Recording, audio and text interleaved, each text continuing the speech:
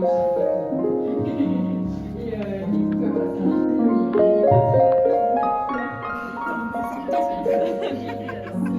pas parfait, c'est pas.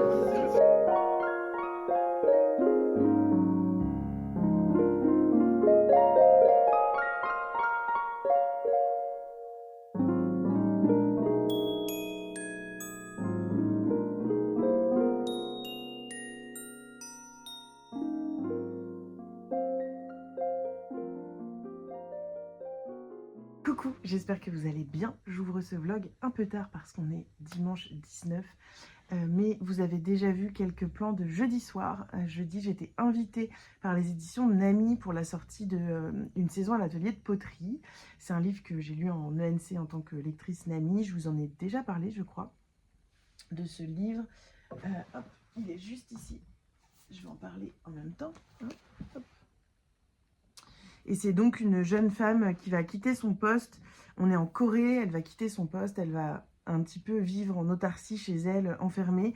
Et puis un jour, elle va décider de sortir et elle va passer devant un atelier de poterie où elle va rentrer. Et c'est l'histoire de cette femme, des rencontres, du lien qu'on peut avoir avec la terre, avec la poterie, etc., avec l'art créatif.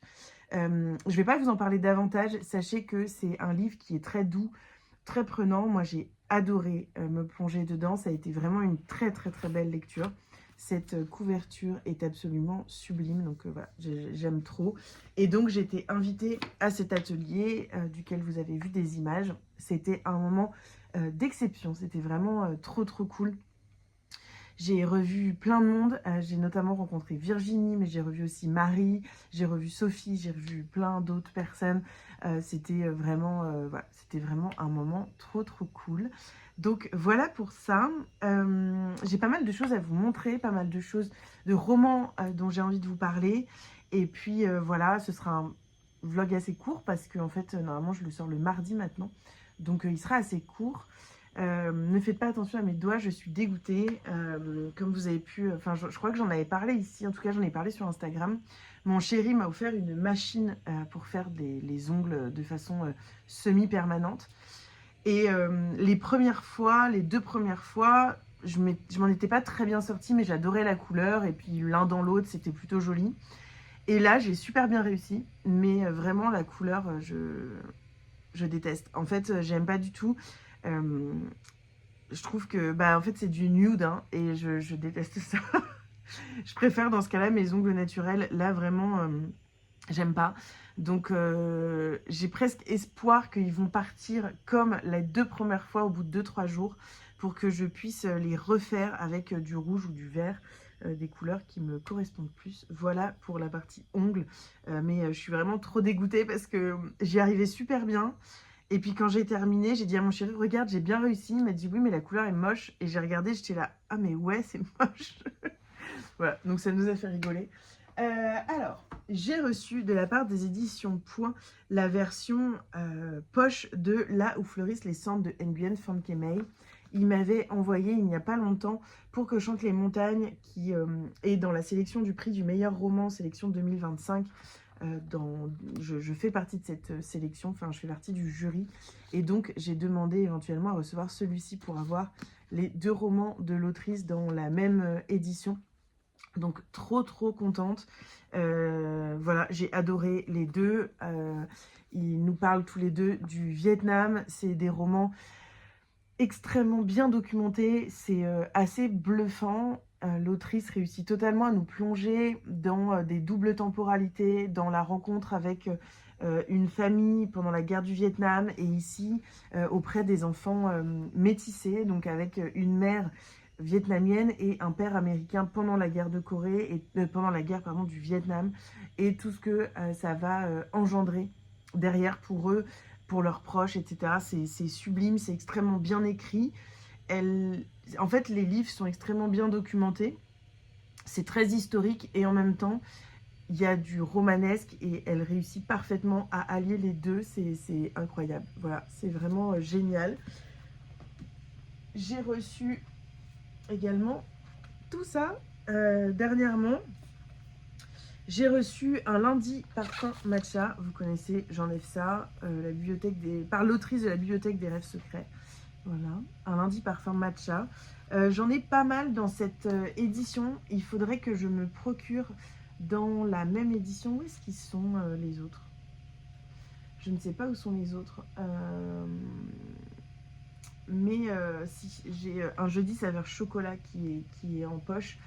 Mais la bibliothèque des rêves secrets, je l'ai en grand format, mais je crois que ma mère l'a en petit. Et j'aimerais bien l'avoir dans cette édition. C'est un très court livre que je n'ai pas encore lu, qui me faisait déjà très envie quand il est sorti chez Nami. Donc forcément, je vais le lire. Ce lundi-là, l'énigmatique propriétaire du café Marble à Tokyo organise une dégustation de thé. Caché sous les cerisiers qui changent de couleur au fil des saisons, ce havre de paix se transforme alors en un lieu magique où l'amertume du matcha vient apaiser celle de l'existence. Une brillante commerciale poursuivie par la malchance depuis le nouvel an, la propriétaire d'une boutique florissante qui a oublié l'humilité de ses débuts, une grand-mère en froid avec sa petite fille. Alors qu'un chat blanc comme neige observe paisiblement les étonnants humains qui l'entourent, le café Marble devient le lieu de rencontres insolites qui vont bouleverser la vie de ceux qui en ouvrent la porte. Trop hâte. C'est vraiment pile le genre d'ambiance que j'aime. En plus, il est très court. Il fait à peu près 220 pages. Donc voilà pour ce titre que je vais lire très rapidement. J'ai reçu également un autre roman de la part des éditions Point que j'ai demandé dans leur catalogue et qui me fait extrêmement envie. Un roman de Capucine Delattre. Un monde plus sale que moi. Déjà, la couverture m'a tout de suite parlé. Et il fait à peu près 200 pages aussi, 250. Un monde plus sale que moi est le roman des jeunes filles de MeToo. Celles qui avaient 17 ans en 2017. Celles dont on se dit qu'elles sont nées suffisamment tard dans un monde suffisamment progressiste pour que rien ne puisse leur arriver.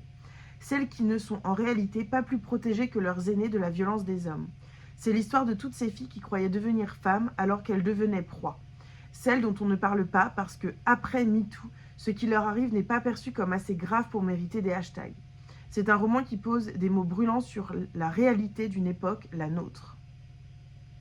Capucine Delattre, née en 2000, est éditrice. Un monde plus sale que moi est son deuxième roman après Les Déviantes. Trop envie de lire. Vraiment, c'est un livre qui me fait super envie. Et il y a un autre roman de l'autrice qui sort dans la maison d'édition La Ville brûle de son sang en 2025. Pareil, je pense que je vais lire très vite. J'ai reçu également de la part des éditions Pocket Une femme debout de Catherine Bardon. Donc vous savez, Catherine Bardon, c'est l'autrice des Déracinés que j'avais beaucoup aimé et de La fille de l'ogre. Je ne me souviens plus. Que je n'ai pas lu, je crois. Ici, on est en République dominicaine en 1963. Sonia Pierre voit le jour à l'Echeria dans un bataille, un campement de coupeurs de canne à sucre. Consciente du traitement inhumain réservé à ses travailleurs, elle organise à 13 ans une grève pour faire valoir leurs droits. Rare habitante du bataille à suivre des études, elle deviendra avocate et consacrera son existence à combattre l'injustice. Cette vie de lutte pour les droits humains fera d'elle une grande figure féministe distinguée par de nombreuses récompenses, pressentie pour le prix Nobel de la paix. Mais si sa riche existence la mène à croiser les grands de ce monde, elle ne s'éloigne jamais des siens, parfois au péril de sa santé et de sa sécurité, tant son courage et son intégrité dérangent.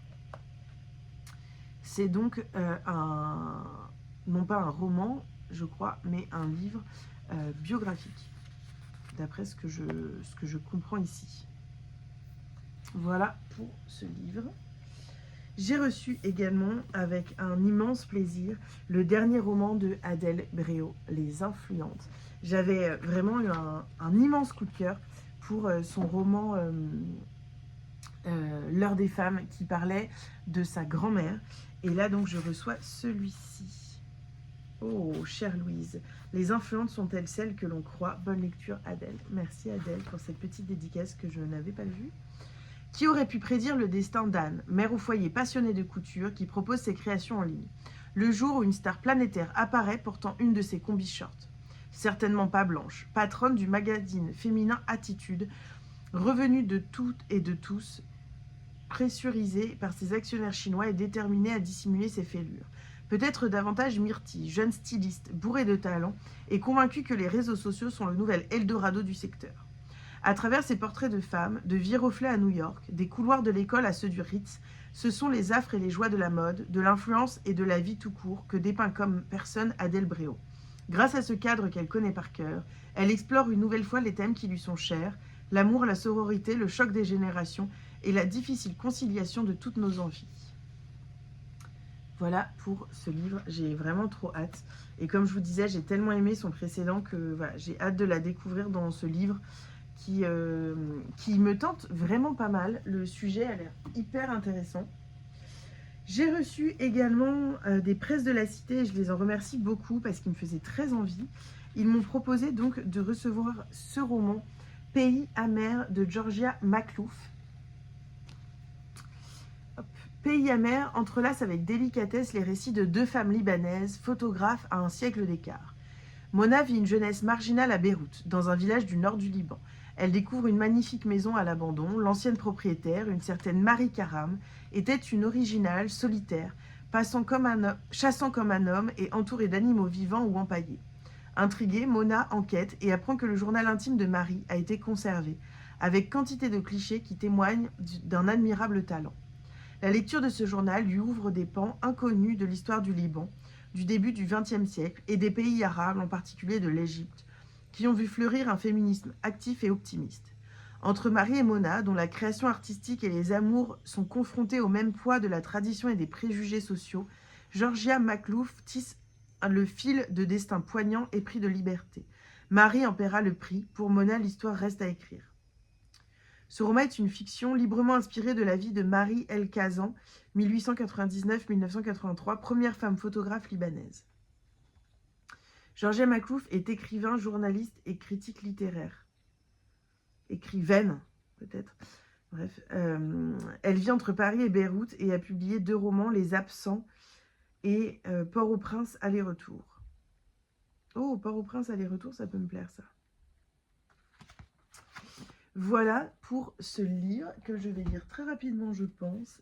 Et enfin, je ne l'avais pas demandé, c'est un envoi sauvage, une surprise de la part des éditions Flammarion. L'ardente et très secrète Mille Franklin, c'est de Alexandra Lapierre.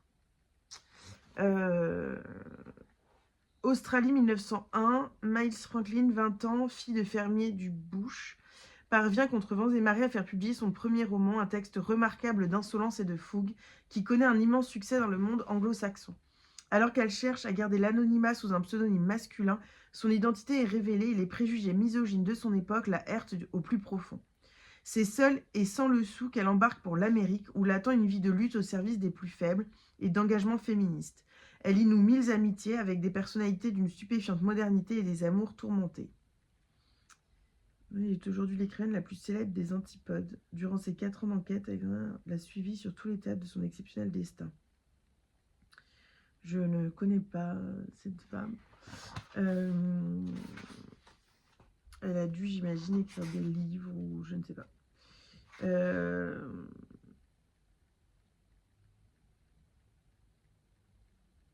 Miss Franklin, 788, la première flotte de navires. Non, c'est pas du tout l'histoire de... Bref, donc voilà pour ce livre. Je ne sais pas quand est-ce que je le lirai. Il n'est pas dans mes priorités, surtout que c'est pas un livre que j'ai demandé. Mais pourquoi pas, en tout cas c'est historique, c'est féministe, donc peut-être que ça me plaira. Voilà pour les réceptions, je crois. Et j'avais envie de vous parler, alors je crois que dans le vlog précédent, je m'étais un petit peu arrêtée justement sur ma déception dans Le Secret de ménage. D'ailleurs, déception, c'est pas une déception, c'est un abandon, clairement. Voilà, je trouvais que c'était encore bourré de clichés, que c'était la même chose que le premier. Et donc, j'ai pas voulu continuer parce que j'avais pas envie de perdre mon temps durant 400 pages. Voilà. Donc, j'arrête cette saga. Voilà. Déjà, le premier, ça n'avait pas été un coup de cœur, mais donc... ce deuxième tome, c'est pas mon truc. Ça arrive, hein, il a un retentissement incroyable, donc sûrement que... Enfin, je comprends les gens qui aiment, hein, mais pour moi, c'est pas... Voilà, ça fonctionne pas du tout, du tout, du tout. Je veux vous parler donc de Deux bleus, de blanc, de rouge et d'étoiles de Sarah Barouk. C'est un roman qui est publié chez HarperCollins et qui est un roman choral qui vient nous raconter l'histoire de plusieurs personnages, notamment à la suite des attentats de Charlie Hebdo.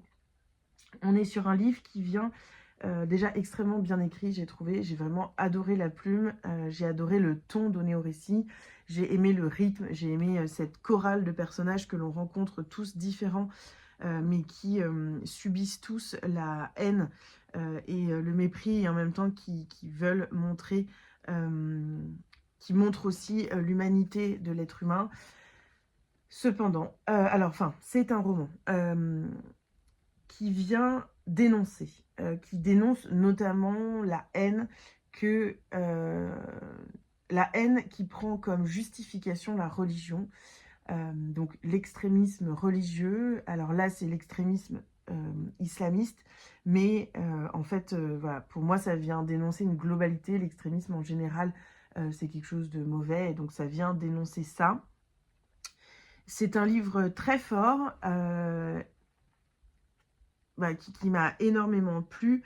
Il vient donc, comme je vous l'ai dit, dénoncer la haine. La haine, l'écriture, elle est ciselée, elle est percutante, elle est très ficelée, elle est très travaillée. Donc voilà, j'ai beaucoup aimé. Mais j'en discutais un petit peu, notamment avec 2 personnes sur Insta, qui m'ont fait réaliser un peu, mais dans l'après-coup. Donc en fait, ça a été une incroyable lecture, et puis c'est venu un peu ternir mon avis. C'est un peu un roman à charge contre les musulmans, et qui vient un peu mettre sur un piédestal notamment Israël. Et donc je trouve que voilà, dans le contexte actuel, c'est un peu touchy. Et en même temps, ça m'a pas dérangé à la lecture. Et donc, j'ai même un peu, je me dis, mais quand est-ce que... Voilà, j'ai pas du tout ressenti ça en le lisant. Et pourtant, voilà, je pense que j'ai déjà assez parlé de ce conflit sur Instagram notamment, pour que les gens sachent ce que j'en pense. Si, j'ai adoré, mais il y a ces 2 petites choses que 2-3 personnes m'ont fait remarquer, qui est venu un peu titiller mon ressenti. Mais quand j'en suis ressortie, je me suis dit que c'était vraiment une sublime lecture. Je sais plus ce que j'avais mis, mais un magnifique roman qui marquera, c'est certain, et c'est sûr qu'il me marquera.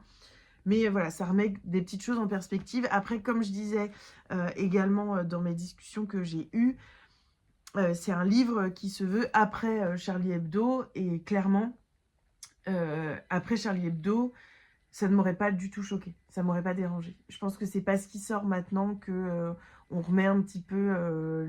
que voilà, on a envie de remettre un petit peu les choses dans leur contexte. Et en même temps, voilà, c'est très fort. C'est pas du tout complètement à charge. Bref, je me sens un peu perdue, mais j'ai beaucoup aimé, donc voilà pour celui-ci. Ensuite, La fille qui ne voulait pas se taire de Abby Diaré. Incroyable lecture, sublime, c'est féministe, c'est engagé, c'est extrêmement bien écrit, c'est extrêmement immersif, les personnages sont incarnés. Que dire de plus? Peut-être vous parler un petit peu de ce roman. Si vous avez vu mon vlog précédent, je vous ai lu, je crois, le résumé.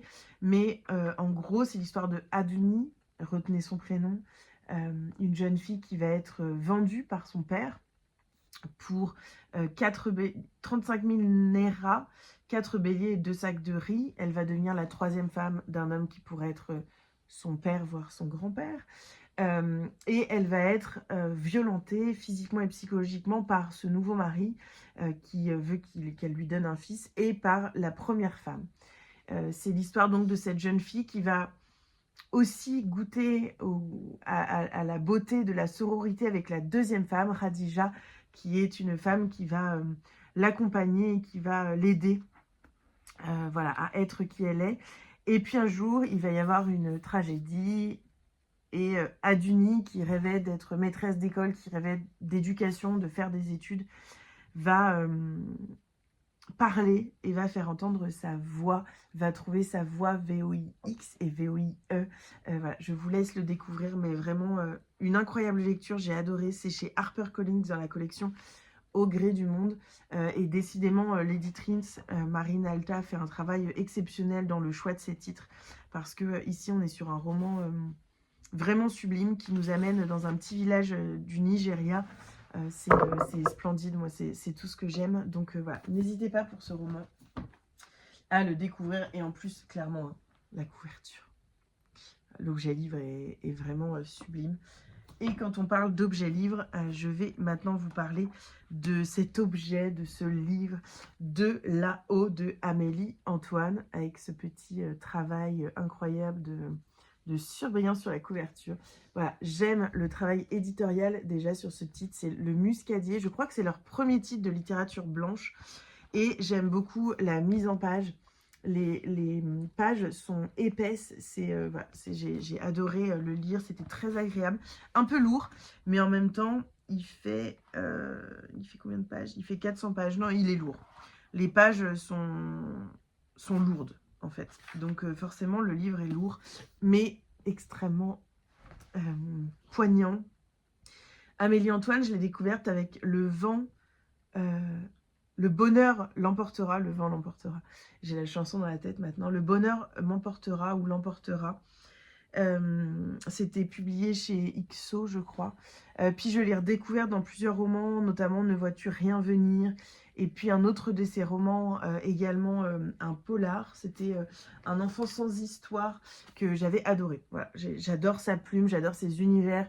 Que ce soit dans ce premier roman sur le handicap ou sur le livre sur le harcèlement, mais adapté aux jeunes adultes, parce qu'elle a fait un peu la même histoire, mais pour adultes. Et puis ce roman policier, Un enfant sans histoire, que j'avais adoré. Vraiment, elle manie la plume, c'est assez incroyable, assez bluffant de pouvoir valser d'un genre à l'autre, d'une thématique importante à l'autre. Toujours avec cette même patte, on reconnaît son écriture en fait. Vraiment, on reconnaît son écriture. Et donc là, elle m'a proposé de recevoir De là-haut, son dernier roman, dont j'ai pas trop envie de vous pitcher, parce que il n'y a pas grand-chose d'écrit derrière. Je vais vous lire ce qu'il y a écrit derrière, mais je vais pas aller plus loin, je pense, sur l'histoire. Si ma mère avait pu être quelqu'un d'autre, elle aurait choisi d'être Thomas Pesquet. Il n'y a que l'espace qui compte pour elle, les fusées, les étoiles, la vie en apesanteur. Moi, dans tout ça, je n'ai jamais vraiment eu ma place. Au fond, je crois que j'ai toujours su qu'un jour, elle s'éclipserait sans crier gare. Je pensais seulement qu'avant, on aurait le temps d'apprendre à se connaître. Dans ce roman, en fait, elle nous parle de la relation mère-fille. Elle nous parle de cette relation difficile, notamment quand on est très différente. C'est une mère un peu fantasque, un peu la tête dans les étoiles, et une fille beaucoup plus terre-à-terre, qui attend des choses et qui s'en va. C'est une histoire donc d'une mère et sa fille, mais c'est aussi l'histoire des liens qui se tissent, l'histoire du pardon, l'histoire de revenir en arrière pour comprendre, se pardonner parfois sans comprendre, mais juste en essayant d'avancer. Une nouvelle fois, Amélie Antoine a réussi à me toucher avec un roman qui a résonné. C'était magnifique, c'est vraiment un livre que j'ai aimé. J'ai aimé être dedans, j'ai aimé tourner les pages, j'avais envie d'y retourner. Elle donne un rythme à ses romans, c'est incroyable. Elle donne une vie à ses personnages. On a l'impression qu'ils sont à côté de nous. Voilà, c'est génial. Amélie Antoine a vraiment un vrai don pour l'écriture, pour transmettre des histoires et transmettre des thèmes, enfin parler de thèmes très forts qui résonnent en nous d'une certaine façon, plus ou moins, mais qui nous touchent forcément en tant qu'être humain. Donc voilà pour ce livre que j'ai beaucoup aimé. Sinon, je suis en pleine lecture de Le don de marin de Ingrid Taubois. C'est une épreuve non corrigée, c'est une petite surprise des éditions de l'école de loisirs de la collection M+. C'est un livre qui nous parle de PMA.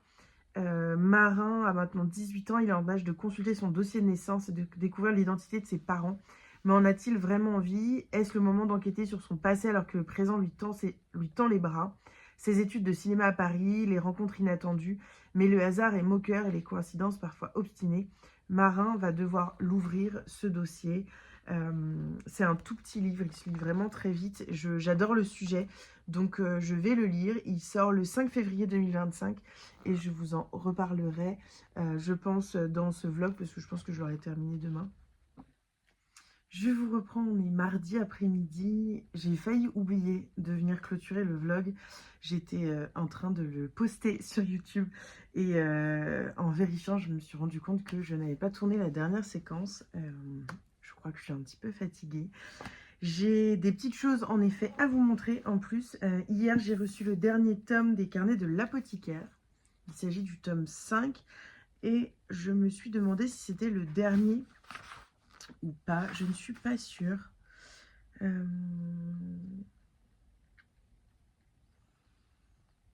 n'y a pas écrit. Il n'y a pas écrit. Combien c'est? Peut-être qu'il y en a 6. Bon, en tout cas, voilà, j'ai reçu celui-ci et je me suis rendu compte quand je l'ai reçu que je ne vous avais pas parlé du tome 3 et 4, notamment sur Instagram, alors que je les ai lus à l'affilée au mois de octobre ou novembre, je crois, début novembre. Donc je vais lire celui-ci en février et je vous reparle des 3 tomes, enfin de la saga en fait en entier, parce que j'ai eu la chance de la recevoir de la part des éditions Lumen et que j'adore. Voilà, en fait j'avais découvert le premier tome en manga et quand j'ai su qu'il était sorti en roman, enfin, en fait que le roman initial duquel est tiré le manga, sortait chez Lumen, donc en France. J'ai eu très envie de le découvrir parce que le manga, c'est pas trop mon truc, mais l'univers des carnets de l'apothicaire me plaisait énormément. Et en effet, j'ai adoré les 4 premiers tomes, donc trop hâte de lire celui-ci. Et j'ai reçu, alors c'est assez, ça change de ce que je reçois d'habitude, Sculpture de Hervé Tullet, c'est publié chez Bayard Jeunesse. Et en fait, c'est un jeu de sculpture pour créer des sculptures surprenantes et magiques. Les cartes fluo se reflètent de jour dans les miroirs et s'illuminent la nuit. Elles sont phosphorescentes. Et donc, emboîte 4 cartes à la base, puis assemble tout à ta guise pour t'amuser. Des reflets et lumière. Tu peux même suspendre ta sculpture comme un modèle.